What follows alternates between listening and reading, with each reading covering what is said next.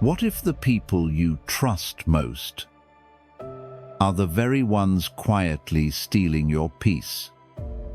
Have you ever stopped to question how much of your energy is being drained by the relationships you hold on to?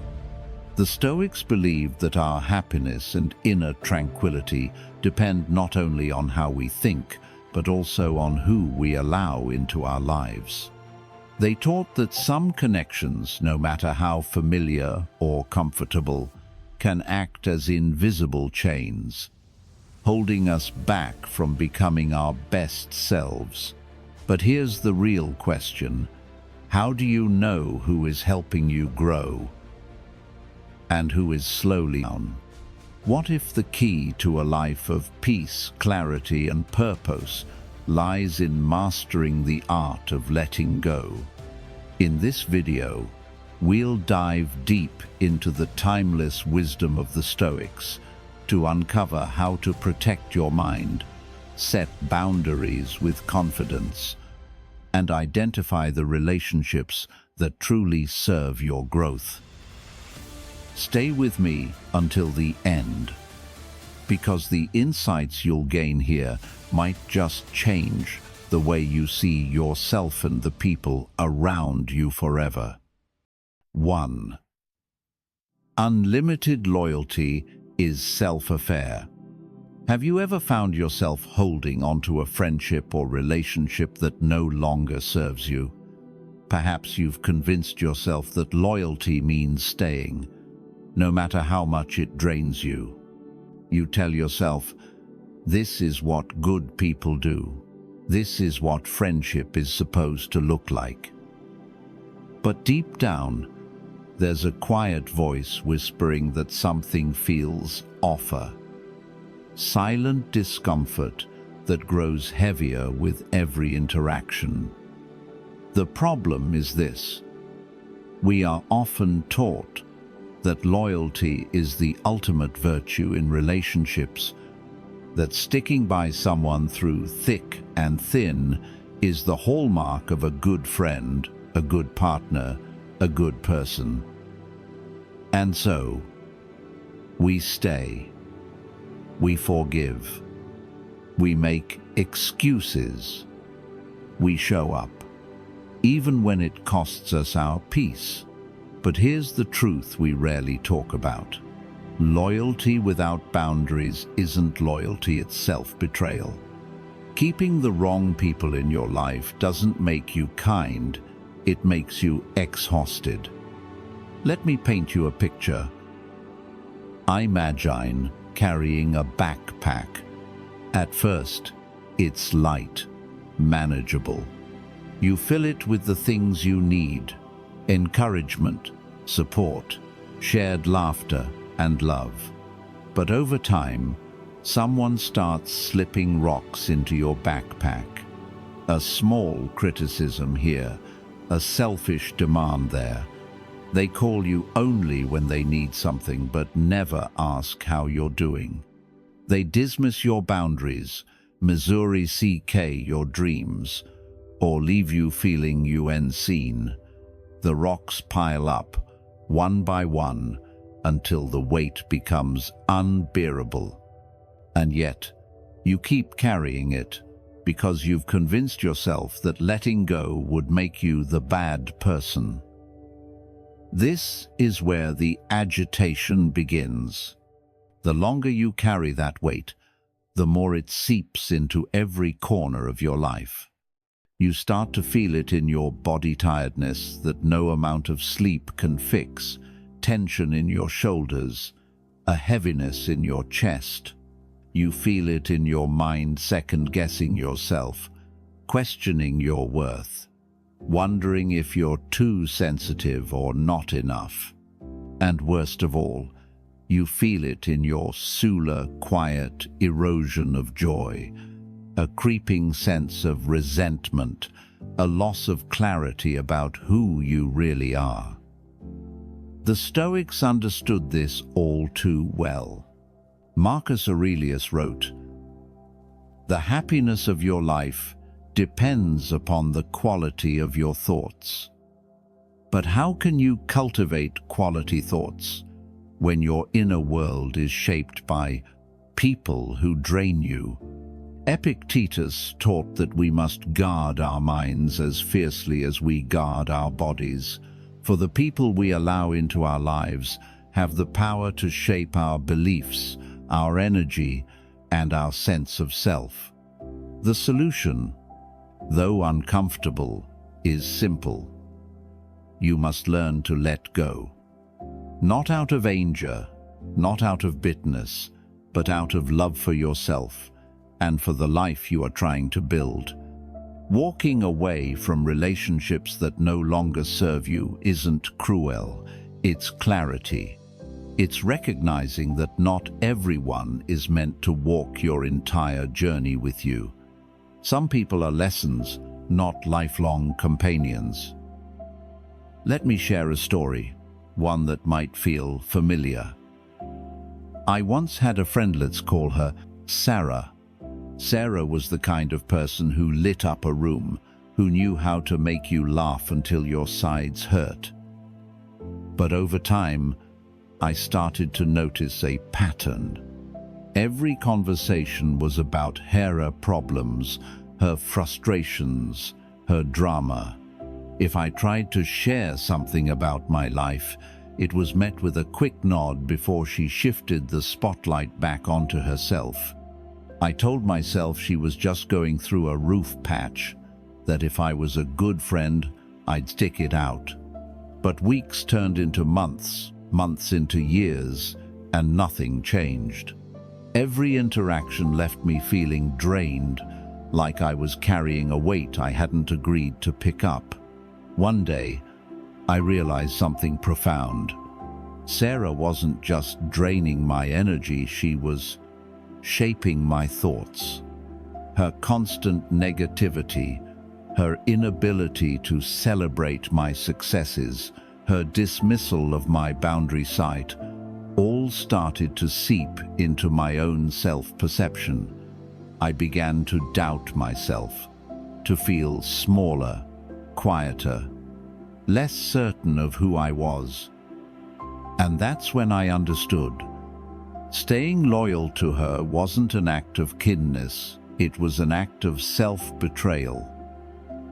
So, I made the decision to step back. Not with anger, not with drama, but with quiet clarity. And for the first time in years, I felt light again. The weight was gone. The silence that followed wasn't empty, it was peaceful. If you're listening to this and it resonates, I want you to know that it's okay to choose yourself. It's okay to close the door on relationships that no longer align with who you are or who you're becoming. The Stoics remind us that our peace is worth protecting, always. Marcus Aurelius said, "You have power over your mind, not outside events.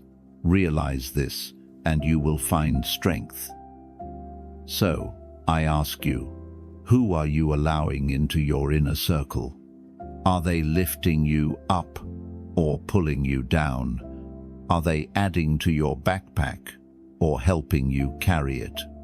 If the answer isn't clear, maybe it's time to step back, to listen to the silent truth your soul has been trying to tell you. Because at the end of the day, loyalty isn't about sacrificing your peace for someone else's comfort. True loyalty begins with being loyal to yourself. And when you choose yourself, you create space for the right people, the ones who will walk beside you, not weigh you down. 2. Signs you need to let go of a friend.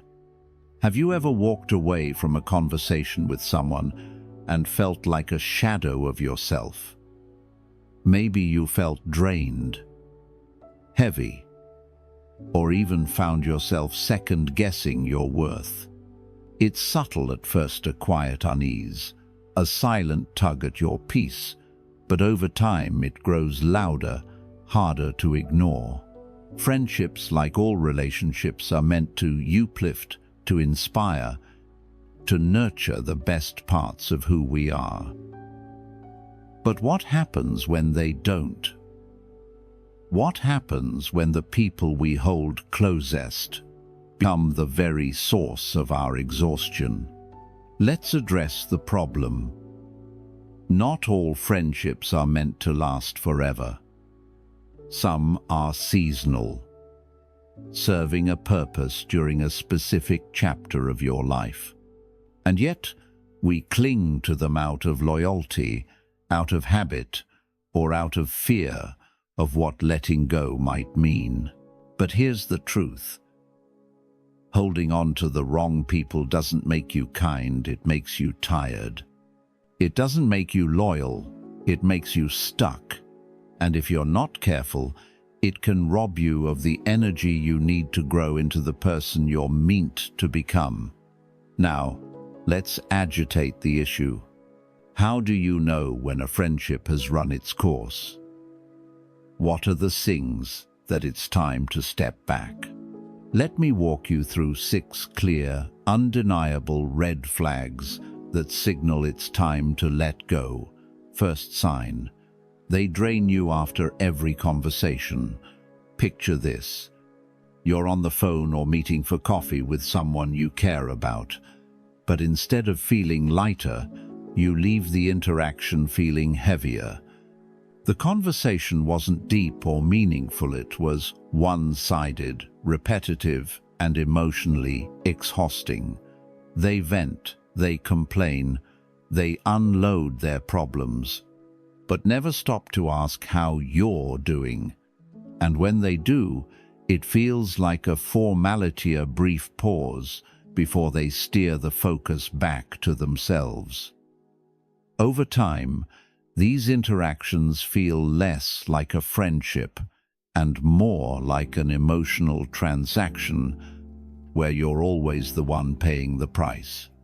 Second sign: they don't respect your boundaries and often cross them. A true friend understands and honors your boundaries, but some people treat them as obstacles to be dismissed. Maybe you've told them you need space, only for them to guilt you into staying. Or perhaps they make cutting remarks disguised as jokes, even after you've asked them to stop. Respect isn't optional. In a friendship, it's foundational. And when someone repeatedly disregards your boundaries, they're not just crossing a line, they're crossing your sense of self-worth. Third sign: they make you feel judged more than accepted. Have you ever shared something exciting, a personal milestone, a new opportunity, only to be met with doubt instead of support? They question your choices, cast shadows over your dreams, or offer concern that feels more like criticism. Over time, their words chip away at your confidence, leaving you wondering if you're truly capable of the things you once believed in. Real friends celebrate your growth. They don't fear it. If someone's presence makes you feel small, it's time to ask yourself why you're still holding space for them. Fourth sign: they don't respect your time and commitments. Time is the most precious resource we have, and how someone treats your time reflects how much they value you. Maybe they're always late, cancel plans at the last minute, or expect you to rearrange your schedule to accommodate theirs. Worse, they might not show up at all, leaving you feeling unimportant and disregarded. The Stoics teach us to value what is finite, and time is the one thing we can never get back. If someone consistently disrespects your time, they're showing you exactly how much or how little you matter to them. Fifth sign: they constantly badmouth others. There's a timeless story about Socrates and his triple filter test. Before sharing gossip, Socrates would ask, is it true? Is it good? Is it useful? If the answer to any of these was no, he simply wouldn't listen. Gossip is never harmless. It reveals more about the speaker than the subject. If someone in your life constantly criticizes others, rest assured they're likely doing the same to you when you're not around. Loyalty isn't proven in your presence, it's proven in your absence. Sixth sign: you feel worse after spending time with them. Perhaps the simplest and most telling sign of all: how do you feel after spending time with this person? Do you feel lighter, inspired, and understood? Or do you feel drained, anxious, and less certain of yourself? Maya Angelou once said, "People will forget what you said, people will forget what you did, but people will never forget how you made them feel." Pay attention to how someone's presence impacts your energy. Your body often knows the truth long before your mind catches up. So, what's the solution? It begins with clarity. Recognize that letting go isn't an act of cruelty, it's an act of self-respect. The Stoics remind us that we are the gatekeepers of our own peace. Marcus Aurelius wrote, "You have power over your mind, not outside events. Realize this, and you will find strength." Protecting your peace means choosing who gets access to your energy and who doesn't. Letting go doesn't have to be dramatic. It can be quiet, like closing a door that no longer leads where you need to go. It's not about anger or resentment. It's about making space for the right people, the ones who lift you up, who celebrate your growth, who walk beside you without weighing you down. 3. The importance of protecting your inner peace. Picture this. You're standing in the middle of a serene garden. The air is still. The sunlight filters gently through the leaves, and the silence feels sacred. In this space, your mind is clear, your heart is light, and your soul feels whole. But then, a storm begins to creep in. At first, it's subtly a gust of wind, a faint rumble in the distance.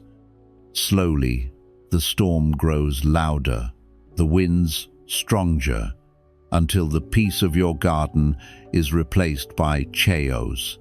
This garden is your inner peace, and the storm? It's the people, relationships, and environments that disrupt it. The truth is, the people you allow into your life have a profound effect on your energy, your thoughts, and your beliefs. And yet, many of us are reluctant to protect this sacred space. We let others trample through our garden, leaving behind a mess of doubt, anxiety, and heaviness. Here's the problem. We often underestimate the power of influence. The people around us shape the way we see the world, and even more importantly, the way we see ourselves. Marcus Aurelius, one of the great Stoic philosophers, once said, "The happiness of your life depends upon the quality of your thoughts." But how can you cultivate quality thoughts when you're surrounded by negativity, criticism, or toxic energy? It's easy to dismiss the impact of a draining relationship. You tell yourself, "It's not that bad," or "I'm just overthinking it." But let me ask you this. How many times have you walked away from a conversation feeling heavier than when you entered it? How often have you second-guessed your decisions because someone planted a seed of doubt in your mind? How many nights have you spent replaying someone's hurtful words, wondering if they were right? Now, Let's agitate the issue. Imagine this scenario. You wake up one morning feeling inspired, ready to tackle the day. But then you get a call from that one friend, the one who always seems to have a problem, a complaint, or a crisis. By the time you hang up, your energy is gone. The excitement you felt just hours ago has been replaced by frustration, worry, or even guilt. Or consider this: you share an idea, a dream, or a goal with someone close to you. Instead of encouragement, you're met with skepticism. They question your ability, your choices, maybe even your worth. And suddenly, that dream doesn't feel as attainable as it did before. These moments may seem small, but over time, they add up. They chip away at your confidence, your clarity, and your sense of self. The Stoics understood this deeply. Epictetus taught that we must guard our minds as carefully as we guard our physical bodies. He said, "The key is to keep company only with people who uplift you, whose presence calls forth your best." So, what's the solution? It begins with awareness. You must become attuned to how people make you feel, not just in the moment, but over time. Pay attention to the silent signals your body sends you. Do you feel lighter or heavier after spending time with someone? Do you feel encouraged or diminished? Energized or drained? Once you've identified the relationships that weigh you down, the next step is to set boundaries. Boundaries are not walls. They are gates that you control. They allow you to decide who has access to your energy and how much of it they get. Setting boundaries isn't selfish, it's essential. It's an act of self-respect, a way of saying, "My peace matters." Let me share a practical example. I once had a colleague who was incredibly talented, but deeply negative. Every conversation with him turned into a litany of complaints about work, about life, about people. At first, I tried to be supportive, thinking I could help him see the brighter side. But no matter how much positivity I brought to the table, his negativity always overshadowed it. One day, I realized that his energy was affecting mine. I started reading our interactions, carrying his complaints with me long after the conversations ended. So, I made a decision. I didn't cut him off completely, but I set boundaries. I limited our interactions to professional matters and stopped engaging in his negativity. And almost immediately, I felt lighter. The silent weight I had been carrying was gone. The lesson here is simple but profound. Your peace is priceless. It is not something to be sacrificed for the sake of pleasing others or avoiding conflict. Marcus Aurelius reminds us, "You have power over your mind, not outside events. Realize this, and you will find strength." Protecting your inner peace doesn't mean you stop caring about others. It means you start caring about yourself too. It means recognizing that your energy is finite and choosing to spend it on relationships that nourish you, not drain you. So, I leave you with this question: who in your life adds value, and who adds weight? Take a moment to reflect. Listen to the silent truths your heart has been trying to tell you, and remember, choosing your peace isn't selfish, it's necessary. Because when you protect your inner peace, you create space for growth, for joy, and for the people who truly deserve a place in your garden. If this resonates with you, take action today. Set a boundary. Step back. Or simply say, number, your peace is worth it. Always. 4. Stoic philosophy. Protecting your mind and peace is your responsibility. Close your eyes for a moment and imagine your mind as a vast, still lake. The surface is calm, reflecting the sky above like a mirror. This lake represents your inner peace, your thoughts, your emotions, your clarity. But now, picture a handful of stones being thrown into the water. The ripples spread, disrupting the stillness, distorting the reflection.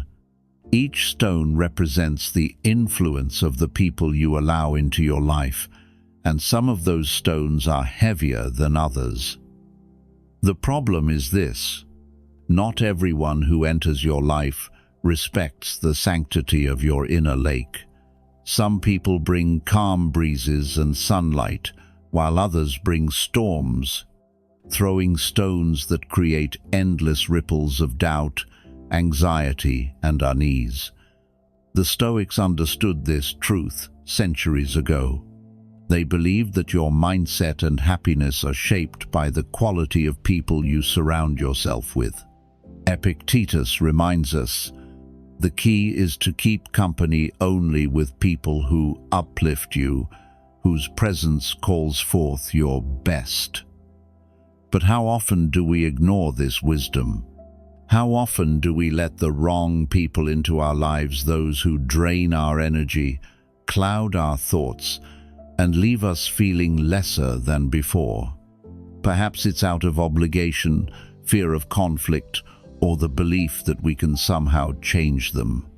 Yet, the reality is that allowing these influences to persist is like inviting chaos into your sanctuary.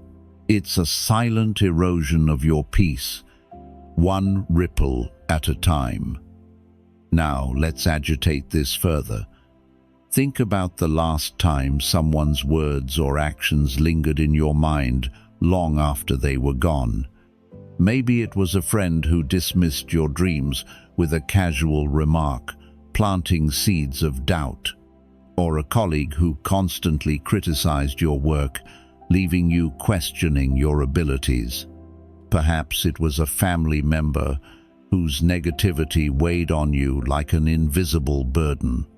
These interactions may seem small in isolation, but over time they accumulate, shaping the way you see yourself and the world. Marcus Aurelius, one of the great Stoic philosophers, wrote, "The happiness of your life depends upon the quality of your thoughts." But how can you cultivate quality thoughts when your mind is cluttered with the noise and negativity of others? Imagine trying to tend a garden while someone constantly tramples through it. No matter how much effort you put into planting and nurturing, the damage will always outweigh the growth. This is why protecting your mind and peace is not just important, it's essential. And here's the hard truth: it's your responsibility. No one else will guard your inner world for you. The Stoics believed that we cannot control the actions of others, but we can control how much access we give them.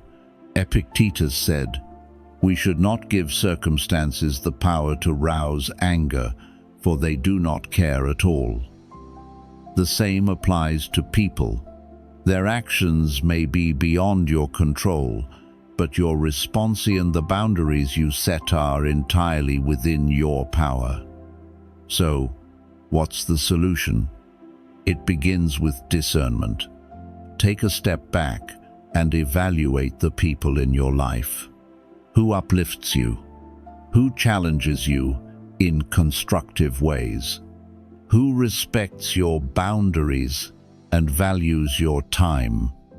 On the other hand, who leaves you feeling drained, anxious, or uncertain? Pay attention to these silent signals. They are your mind's way of telling you what it needs. Next, practice the art of boundaries. Boundaries are not walls meant to shut people out. They are gates that you control. They allow you to decide who enters your inner world and on what terms. Setting boundaries isn't selfish, it's essential. It's an act of self-respect, a way of saying, "My peace matters, and I will not sacrifice it for anyone's convenience." This might mean limiting your interactions with certain individuals, saying no to requests that overextend you, or even walking away from relationships that no longer serve your growth. Let me offer a practical example. A friend of mine once struggled with a toxic friendship. Every conversation with this person left her feeling belittled and emotionally drained. For years, she tolerated it, convincing herself that loyalty meant staying, no matter the cost. But one day, she realized that this relationship was like a stone, constantly disturbing the stillness of her lake. So, she made the difficult decision to step back. It wasn't easy, but in doing so, she reclaimed her peace. And for the first time in years, she felt free. The Stoics teach us that our peace is priceless. Marcus Aurelius reminds us, "You have power over your mind, not outside events." Realize this, and you will find strength. This strength lies in your ability to choose who you allow into your life, to choose what you give your energy to choose how you protect your inner world. Remember, your mind is like that still lake.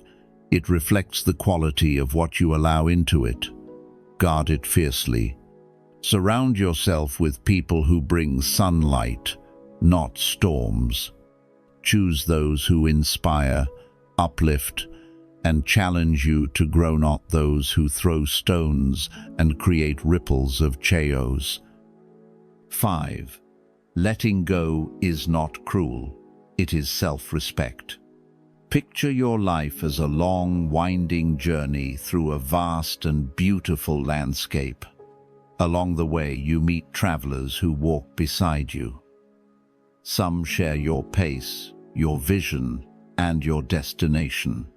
They bring joy, encouragement, and warmth to your path. But others? They slow you down. They weak you down. They pull you off course, leaving you lost in places you never intended to go. And yet, you hesitate to part ways with them, even when every step with them feels heavier than the last. The problem lies in how we perceive letting go. Many of us see it as an act of cruelty, a betrayal of loyalty, or a failure of compassion. We tell ourselves that holding on is the noble thing to do, that enduring discomfort is the price we pay for being a good friend, partner, or family member. But here's the truth. Letting go is not cruel. It is self-respect. It is an act of honoring your own journey and recognizing that not everyone is meant to walk the entire path with you. Now, let's agitate this idea. Think about a relationship in your life that feels like a weight. Maybe it's a friendship where the conversations leave you drained instead of inspired. Or a relationship where your boundaries are constantly crossed, your needs dismissed, and your worth questioned. Perhaps it's a connection that once brought you joy, but now feels stagnant, like a river that has stopped flowing. You hold on because you're afraid of what letting go might mean. You worry about the guilt, the confrontation, the silence that might follow. But ask yourself this: what is the cost of holding on? How much of your energy, your peace, your happiness are you sacrificing to keep a relationship alive that no longer serves you? The Stoics understood this dilemma deeply. They believed that life is a series of choices, and those choices shape the quality of our existence. Marcus Aurelius wrote, "Choose not to be harmed and you won't feel harmed. Don't feel harmed and you haven't been." In other words, the power to protect your peace lies within you. It is your responsibility to choose what and will you allow into your life. Letting go is not about anger or resentment. It's not about closing the door with bitterness or slamming it shut in frustration. It's about quiet, clarity. It's about recognizing that some relationships were only meant to last for a season, not a lifetime. It's about making space a space for growth, for joy, for the right people to enter your life. Imagine your life as a garden. Each relationship is a plant, taking up space in the soil. Some plants thrive, blossoming into vibrant flowers that bring beauty and life to your garden. But others wither, their roots draining nutrients from the soil without giving anything back. If you refuse to remove the withered plants, there will be no room for new ones to grow. Let me share a practical example. A friend of mine once struggled with a toxic relationship. Every interaction with this person left her feeling small, anxious, and unsure of herself. She held on for years, convincing herself that loyalty meant enduring the discomfort. But one day, she realized that her loyalty to this person was coming at the expense of her loyalty to herself. So, she made the difficult decision to let go. At first, the silence felt heavy, like an empty space in her life. But slowly, that silence became peace. And in that peace, she found the energy to nurture new relationship zones that uplifted her, supported her, and brought out the best in her. She didn't regret letting go. She regretted not doing it sooner.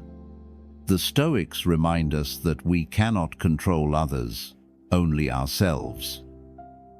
Epictetus said, "We should not try to make circumstances fit our wishes, but rather wish that our circumstances fit what is within our power." Letting go is about accepting what is no longer within your control and choosing to focus on what is. So, what's the solution? Start by reflecting on the relationships in your life. Ask yourself, does this person add value to my journey, or do they take more than they give? Do they encourage my growth, or do they hold me back? Do I feel lighter or heavier after spending time with them? If the answer is clear, take action. Letting go doesn't have to be dramatic. It doesn't require conflict or confrontation. Sometimes it's as simple as stepping back, creating distance, and allowing the relationship to fade naturally. Other times, it may require a difficult conversation. But remember, letting go is not an act of cruelty, it's an act of courage. When you let go of what no longer serves you, you create space for what does. You open the door for people who will walk beside you, not weigh you down. You honor your journey and the person you are becoming. So, I leave you with this. Who in your life is meant to stay and who is meant to go? The silent truth is often already within you. Listen to it, trust it, and remember, Choosing yourself is not selfish, it's necessary. Because your journey deserves companions who help you grow, not those who hold you back. Letting go is not the end. It's the beginning of something better. Letting go is never easy, but it's one of the most powerful acts of self-respect you can give yourself. Remember, your peace, your happiness, and your growth are worth protecting. The Stoics teach us that while we cannot control others, we can control who we allow into our lives. So, take a moment to reflect. Who in your life adds value? Who adds weight? If this message resonated with you, don't hesitate, hit that like button, share your thoughts in the comments, and subscribe to the channel for more insights on living a life of clarity and purpose. Together, let's build a community that uplifts, inspires, and helps each other grow. Your journey to peace starts here.